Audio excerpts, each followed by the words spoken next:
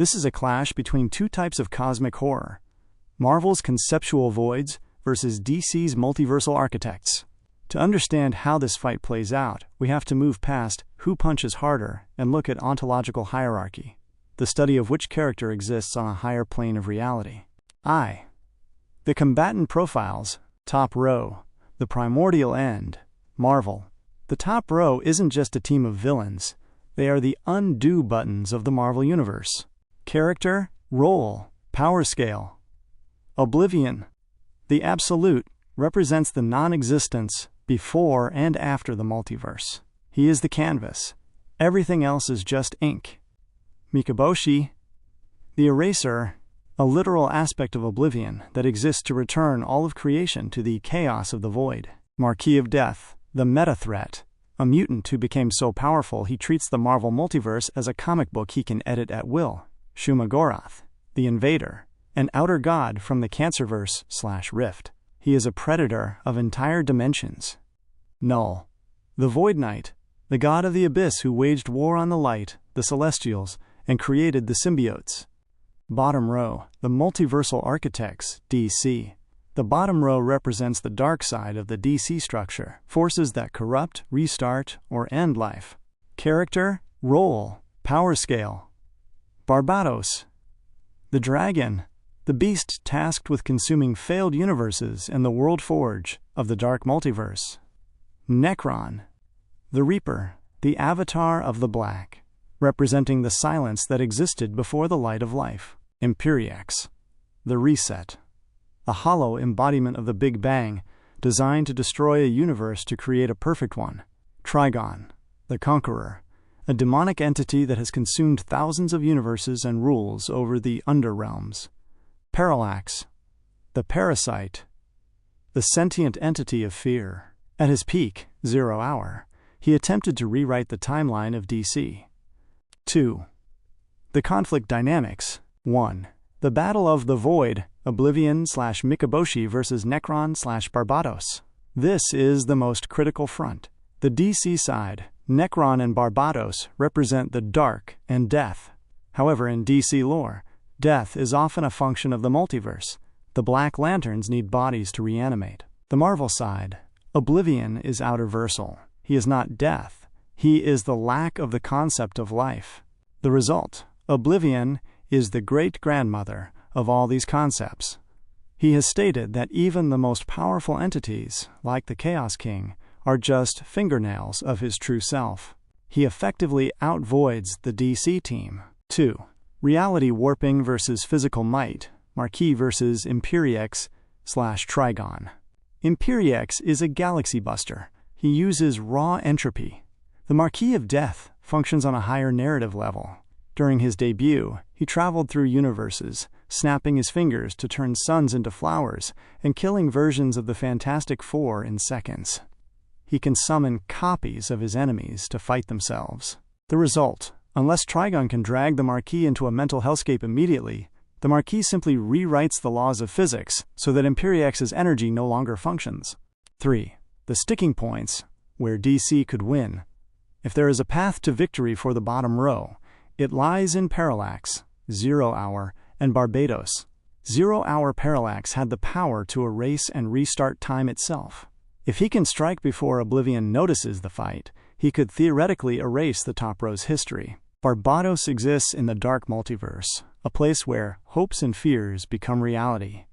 If he can trap the top row in a cycle of their own failures, he could stall them. IV, the Masterclass Breakdown. Who wins? The winner. Top row, Marvel. The logic, the bottom row, consists of beings who live within the multiverse. Even Barbatos is part of the DC cosmology. The top row consists of beings who contain the multiverse. Greater than key distinction. If you destroy the DC multiverse, Barbatos loses his home. If you destroy the Marvel multiverse, Oblivion simply gets a little bit more room to breathe. The final sequence. 1. Knull and Parallax clash, filling the battlefield with darkness and fear. 2.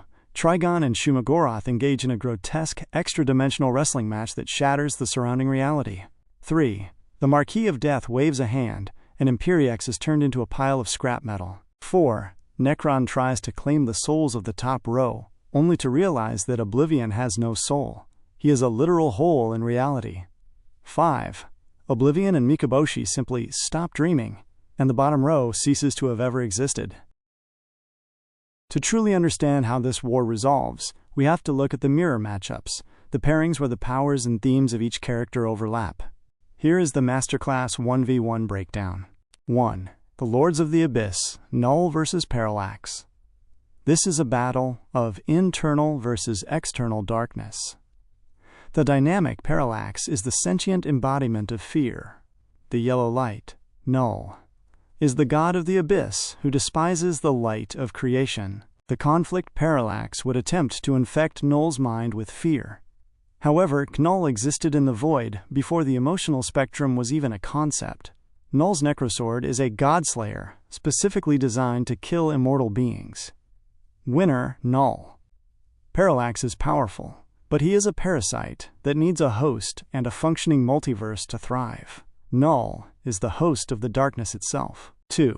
The Devourers, Shuma-Gorath versus Trigon.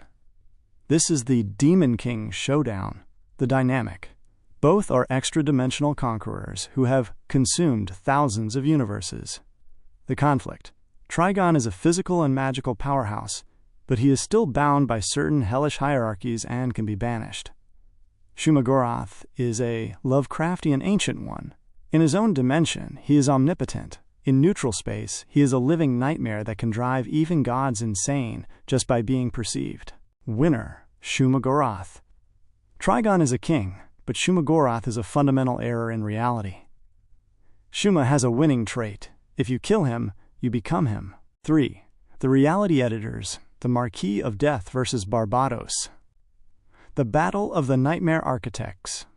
The dynamic Barbatos creates dark multiverses based on fears. The Marquis of Death travels through the multiverse, treating it like a script he can rewrite. The conflict. Barbatos would try to trap the Marquis in a nightmare. The Marquis, however, would likely look at Barbatos and simply edit him out of the scene. The Marquis once summoned multi-eternity, the sum of all existence, just to show he could. Winner, the Marquis of Death. Barbatos is a creature of the DC cosmology.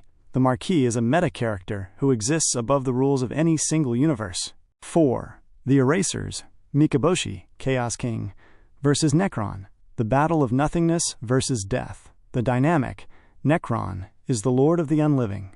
Mikaboshi is the Chaos King, who wiped out 98% of the Marvel multiverse. The conflict. Nekron's power is over the dead. Mikaboshi's power is over non-existence. Nekron wants to turn the universe into a graveyard. Mikaboshi wants to turn the universe into a blank sheet of paper. Winner, Mikaboshi. You cannot kill someone who represents the void. Mikaboshi consumed the Japanese pantheon and Marvel's version of hell with zero effort. Nekron simply doesn't have the conceptual mass to stop him. 5. The Finality, Oblivion versus Imperiex. The end of everything versus the Big Bang. The dynamic, Imperiex, is the Hollow One who triggers the Big Bang to restart the universe. Oblivion is the primordial silence that was there before the first Big Bang. The conflict. This is the most one-sided fight. Imperiex is a cosmic machine/entity of immense power, but he is essentially a worker in the grand scheme of the universe. Oblivion is the outer-versal origin. Winner, Oblivion. To Oblivion, Imperiex is like a single spark from a fire. Oblivion doesn't even have to fight, he just waits. When the fire goes out, only Oblivion remains. The grand conclusion. The bottom row, DC, is comprised of multiversal threats, beings that can end a world or a timeline. The top row, Marvel, is comprised of narrative absolutes, beings that represent the void that exists outside of the story itself. Final score, top row, 5, bottom row, 0.